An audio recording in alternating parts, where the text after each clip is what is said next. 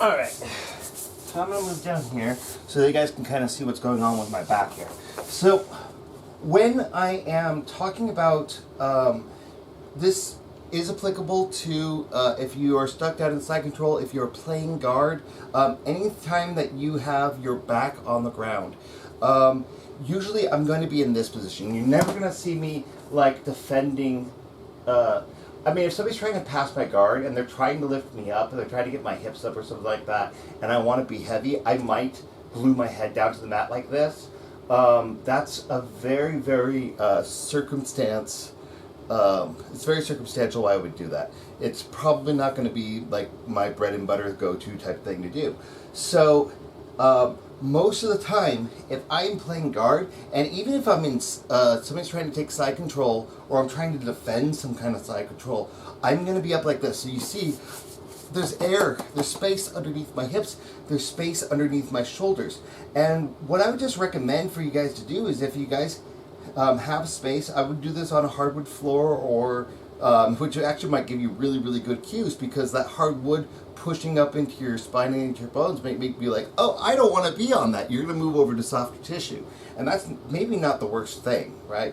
So I think about it as being anytime that I am on my back, I really want to get as much of my body off of the mats as possible, right?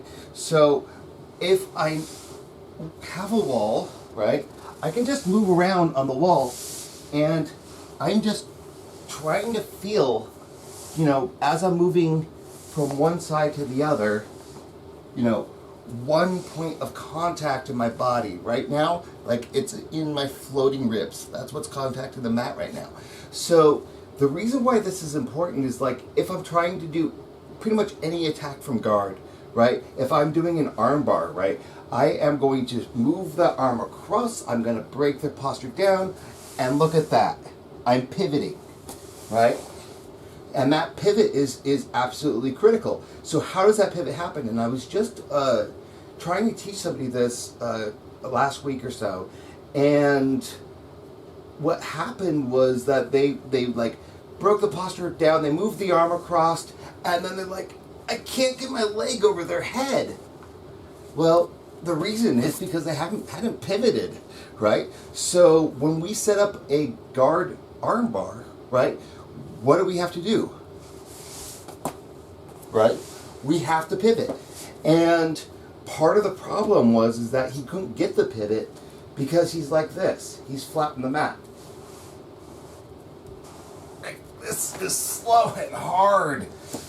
So I'm going to get up off the mat, and then I'm going to try to actually get to a point where I've got a single point of pressure on that mat, like these. Look, my fingertips.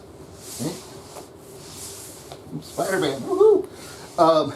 So just try to, and that point of contact is not the same, right? When I'm here, look, it's right over here on my kidney. I can move it up here. Now it's on my floating rib. Now it's closer. It's kind of between my rib cage and my pelvis here, right? So as I pivot, that point of contact is going to move, and that's fine. I want you guys to be practicing that on a regular basis, where you're just trying to make yourself as slick, like you are just sitting in slime and you're just spinning around, however you want to. You could even, see if you can get yourself to break dance a little bit here and just whee, bonk on the wall. But the point is that I want you guys to be practicing getting as little on the mats as possible, so that you actually have the ability to move freely, so that you can set up those triangles, you can set up the omoplata, you can set up the arm bars, you can finish the kimura, right? And a guard kimura, you could stay square with the person, right?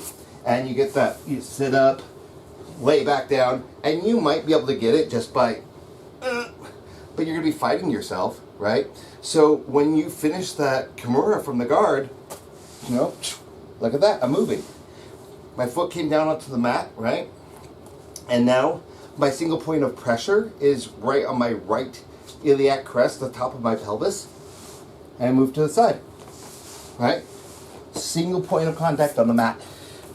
And honestly, guys, you're not going to advance very quickly in any type of wrestling, any type, if you don't understand, you know, how to get yourself to glue to the mat when you don't want to move, or what we would refer to as rooting into the mat, versus being as mobile as possible, which is going to require you to get as little on the mats as possible.